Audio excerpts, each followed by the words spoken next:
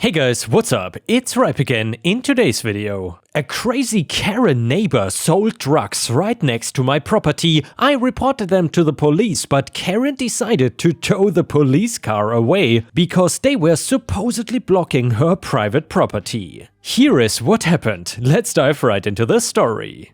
So I live in a rural area of the Czech Republic, and most people around here like to keep to themselves. We tend to be on the quiet side, and really it's not the place to live if you wanna have a crazy adventurous life. Most younger people that grew up around here moved to a city if they wanted a different type of life. The only exception to this is a woman and her boyfriend that live next to me. So for this story I'm going to refer to the woman as Karen because she is entitled and rude.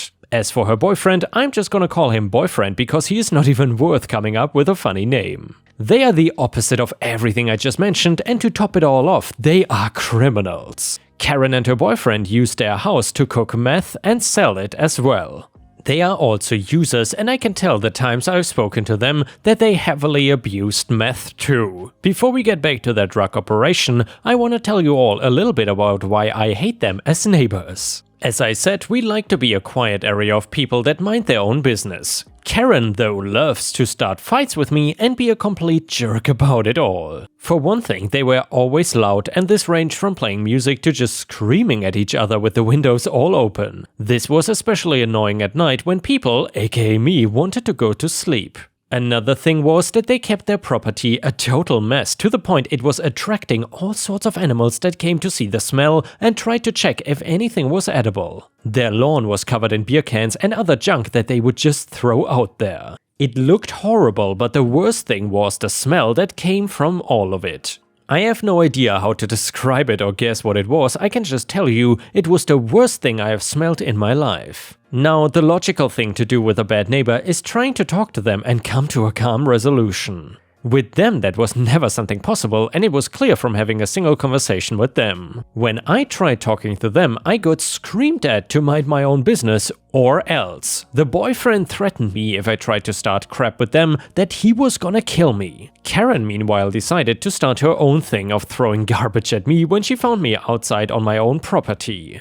I was sick of them and I decided to do something about it. You might be thinking now that if I knew that they were dealing drugs all the time, why didn't I do anything? Well, at first I didn't because I was a big advocate of minding my own damn business, along with her boyfriend's threats kind of scaring me. After all the crap they gave me, the hesitation was gone and I called the police telling them that my neighbors were cooking, doing and dealing meth. They told me that they would send somebody over when they could.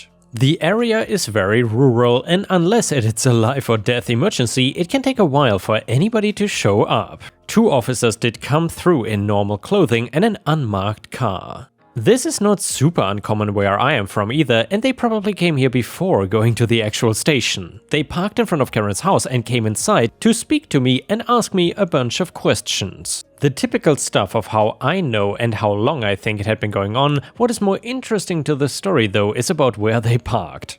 I don't know if it is paranoia or entitlement, but Karen throws an absolute fit when anybody tries to park in front of her property. Even when nothing is being blocked and the parking is legal, she freaks out and threatens to tow the person if they don't move right away.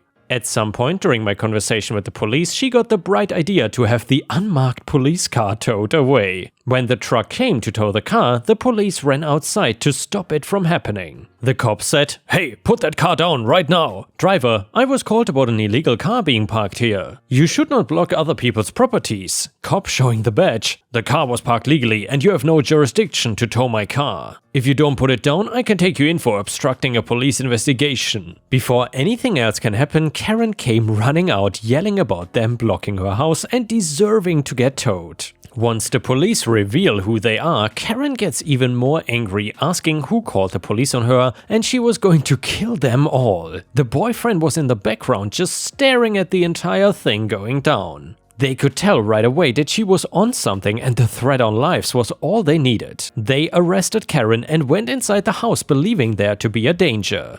It was true because if they both got arrested and meth was cooking, it could explode or something. Inside though, they found their entire cooking station, a ton of drugs and even illegal weapons. That alone was enough to get them both arrested, but going back to the boyfriend, it got even worse. It turns out that he was on probation and doing all of this revoked that for the previous arrest. So he was going to be serving time for both that arrest and now whatever the judge decided he would do for this time. I don't know the exact charges that they had against him, but I know it was for the dealing drugs and also for some kind of tax fraud.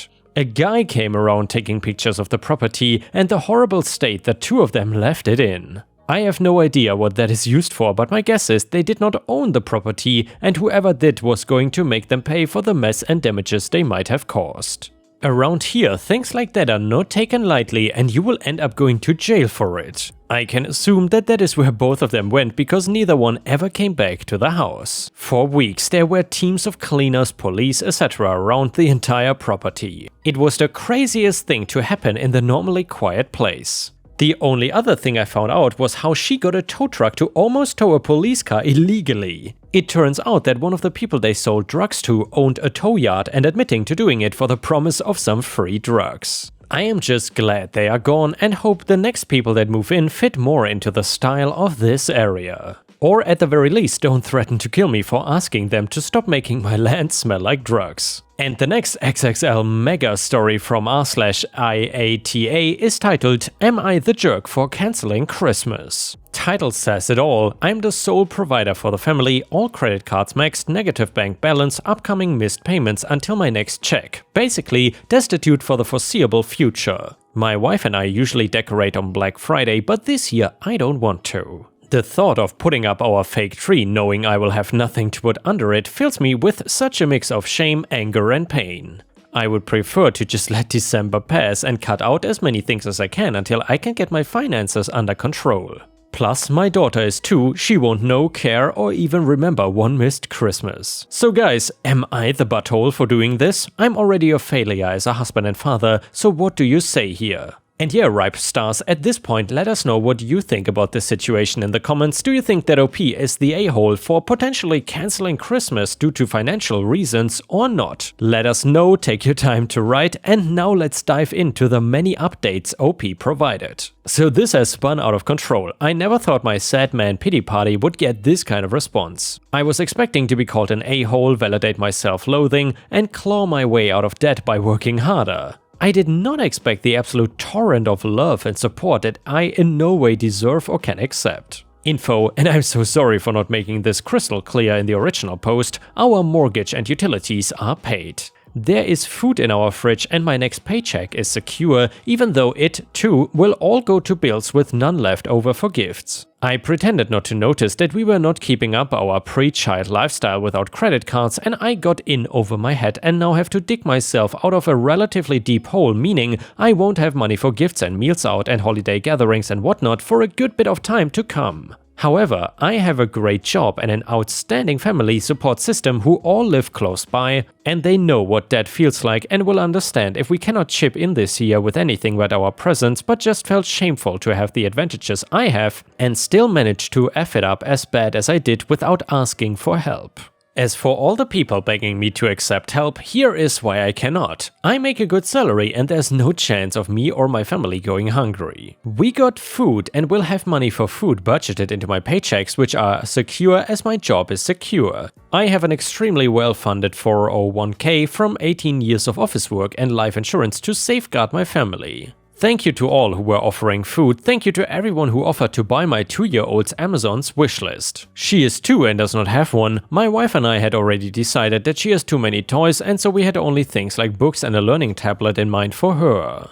She will be okay if we cannot buy her stuff, she already has stuff. Her close-in age cousins live on our street and we exchange toys and clothes all the time and both our houses are cluttered with stuff. This was not about garnering pity or soliciting charity. It was my insecurity equating gifts with love that warped Christmas for me. It almost ruined Christmas for me. Regardless of the vote here, I truly am the a-hole for that, so please turn your charity to your communities and your neighbors. Not some middle-class jack-off who spent himself into debt trying to prove how much he loved a family that only needed him to be a happy and healthy presence at home. You all have humbled me beyond words, beyond charity. You have given me both the perspective and the courage to seek professional help both financially and psychologically. And hopefully it's not too late for this stupid old man to become a better father and husband. And yes, Virginia, there is a Santa Claus. His spirit is truly embodied in all of you beautiful and selfless Redditors. Never lose the light. I deserve neither your charity nor your goodness, and I'm gonna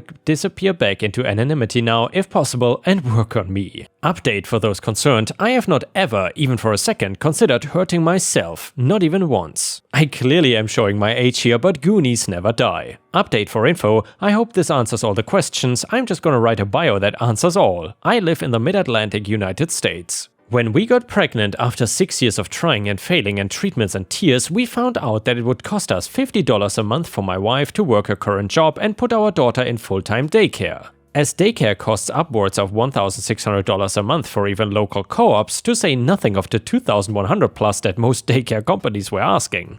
The solution was for her to retire and take up the even harder job of a full-time mother.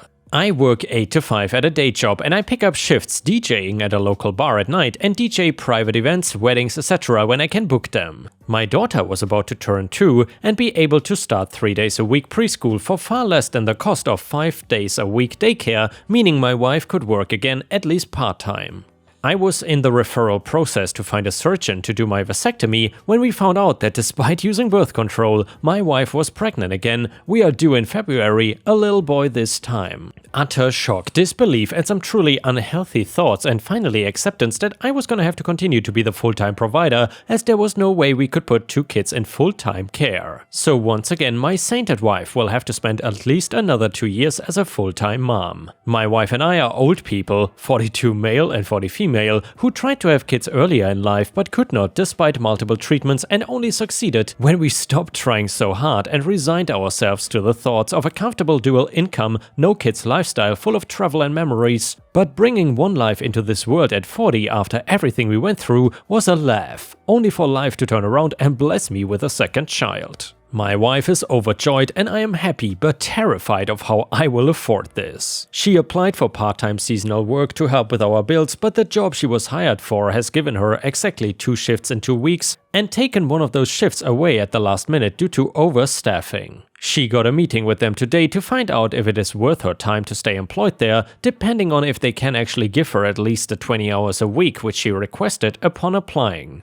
We have had joint finances since we were engaged. We don't hide things from each other, we are both well aware of our money issues and have been working on ways to improve our financial situation. Thank you all for the links and sites, by the way, I'm bookmarking them all. We have and will keep communication open. It was our promise made to each other 13 years ago to never shoulder our burdens alone. Lastly, hopefully I know this is long, I am humbled by your offers of charity, dear strangers, truly and deeply humbled. But I cannot accept them, be it out of foolish pride or some other moral driver, but I know that your kind words and even kinder offers have softened my resolve to cancel Christmas this year. I just spent 2 days with co-workers volunteering at 2 local food banks preparing meals, clothes and groceries for the community, so if you are one of the many wonderful strangers who offered help, please give that help to your local charity.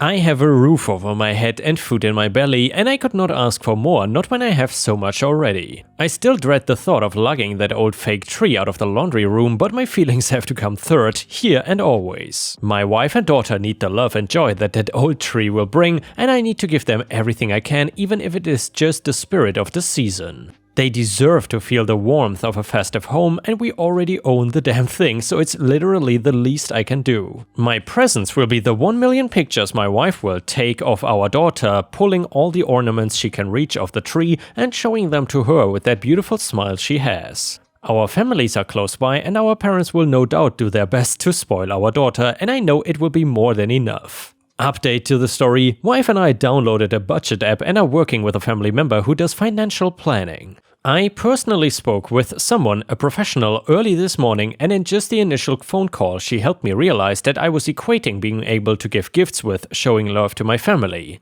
Not being able to afford baubles is not gonna mean I love them less, and I will need to accept that, and I will continue to work with her as long as my insurance will allow.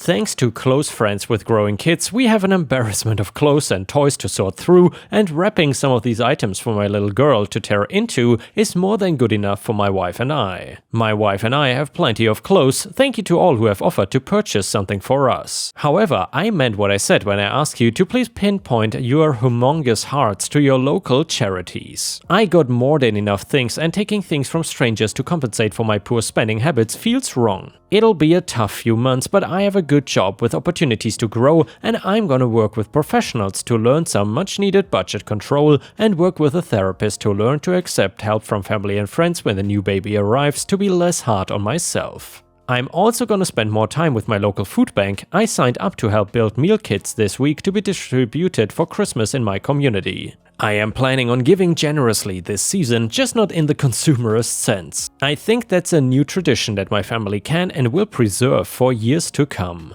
Even y'all who called me a stupid idiot, thank you too for keeping me grounded. To those of you who have asked how could I have tried for 6 years to have a kid and not bothered to budget for it once it came, are greatly underestimating how much fertility treatment costs even with insurance, and how well and truly effed up American healthcare really is. We are taking steps to ensure that this kid will be our last, and I actually brought up abortion, but my wife would not even consider it. Thankful for that now. Comment number 1, a very gentle "you are the a-hole" decorating with stuff you have won't cost anything but will make your wife happy. Christmas is not about presents under the tree, it's the memories you make around that tree with people you love. Let her decorate if she wants to, you are also an a-hole to yourself in this post. And listen, debt cripples people. It crushes them and spits them out so it has room to gobble up another guy. You are not a failure. You gotta be nicer to yourself, man. Good luck. And another comment said, not the a-hole, but just because you don't have anything to put under the tree does not mean that you cannot celebrate. Don't celebrate the presents or lack thereof. Celebrate the things you do have, a wife who loves you, a daughter who will be thrilled to just spend time with her father, no need to spend money to celebrate. There is absolutely no need to feel ashamed just because you cannot afford things. There is no finer revenge than that which other people's kids inflict on your enemy.